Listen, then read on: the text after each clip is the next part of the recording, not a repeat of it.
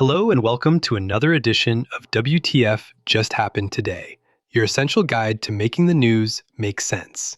It's Tuesday, February 10th, 2026, and I'm Matt Keyser. Today's edition was written and edited by me, and this audio version was narrated using text-to-speech and a clone of my voice. Same stories, just rewritten for audio. Now, here's what just happened today. First up, the Trump administration will rescind the EPA's 2009 endangerment finding, stripping the core legal basis for federal limits on greenhouse gas pollution under the Clean Air Act. EPA Administrator Lee Zeldin called it the largest act of deregulation in U.S. history.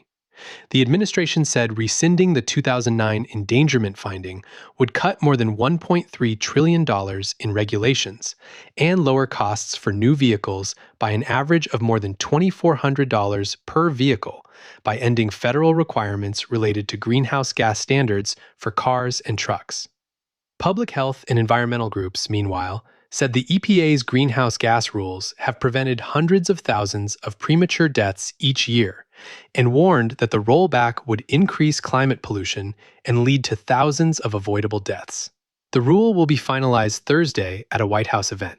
Meanwhile, a newly unsealed FBI search warrant affidavit showed that the seizure of Fulton County, Georgia's 2020 election ballots and records began with a referral from a Trump-appointed Director of Election Security and Integrity.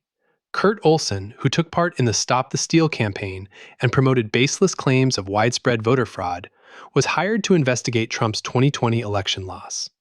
The affidavit framed the case as a criminal probe into whether alleged deficiencies in ballot handling and record-keeping were intentional, but it relied on years-old claims that audits, courts, and prior reviews have rejected. The warrant authorized agents to take all physical ballots, ballot images, tabulator tapes, and 2020 voter rolls, citing possible violations of federal record retention and election rights laws. Fulton County has asked a judge to order the materials returned. In other news, acting ICE Director Todd Lyons defended ICE and told the House Homeland Security Committee that he would press ahead with Trump's mass deportation campaign.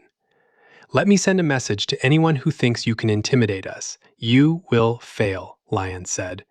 "We will continue carrying out our mission." Lyons also rejected Democrats' claims that ICE is operating like a secret police and acting un-American and outright fascist. But Lyons and CBP Commissioner Rodney Scott declined to detail the Minneapolis killings of citizens Renee Good and Alex Preddy, saying the investigations were ongoing. DHS funding expires February 13th. Thomas Massie and Ro Khanna disclosed the hidden names of 6 wealthy men they say are likely incriminated by their inclusion in the Jeffrey Epstein files.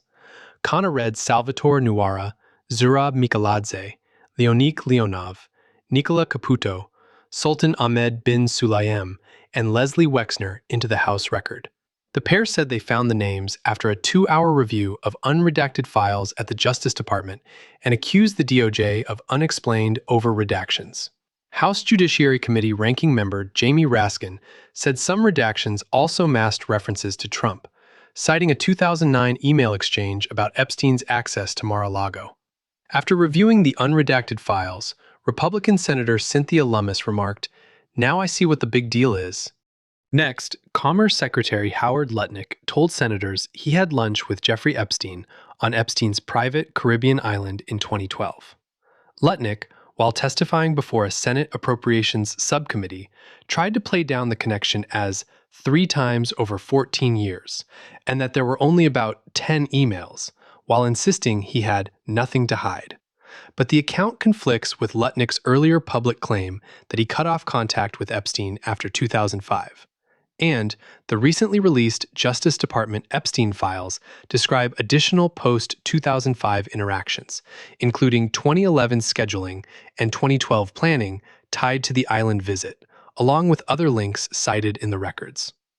The White House said Trump fully supports Lutnick, but lawmakers, including Representative Thomas Massie and Representative Robert Garcia, called for his resignation, with senators from both parties saying the island visit raised questions.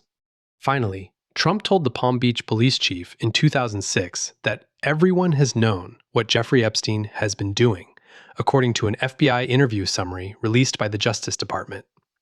The document memorialized what the former chief told FBI agents in 2019 about the alleged call from Trump. The Justice Department, however, said it wasn't aware of any corroborating evidence that Trump had contacted law enforcement. The summary also said Trump thanked the police for stopping Epstein, urged them to focus on Ghislaine Maxwell as Epstein's operative, called her evil, and said he once saw Epstein with teenagers and got the hell out of there. The White House said the call may or may not have happened, but argued that, if it did, it fits Trump's claims that he cut ties with Epstein years earlier and banned him from Mar-a-Lago. Oh, and one more thing. 59% of Americans said they're optimistic about the future, a record low since Gallup started asking the question 2 decades ago. 62% report being satisfied with their current lives, the second lowest in the survey's history. The lowest was recorded in 2020, during the COVID-19 pandemic. That's all for now. You can find the full edition and all the cited sources at WTFJHT.com. And if you have a minute, help me improve this audio edition. WTFJHT.com/feedback. Thanks for listening. I'm Matt Kieser, and I'm glad you're here.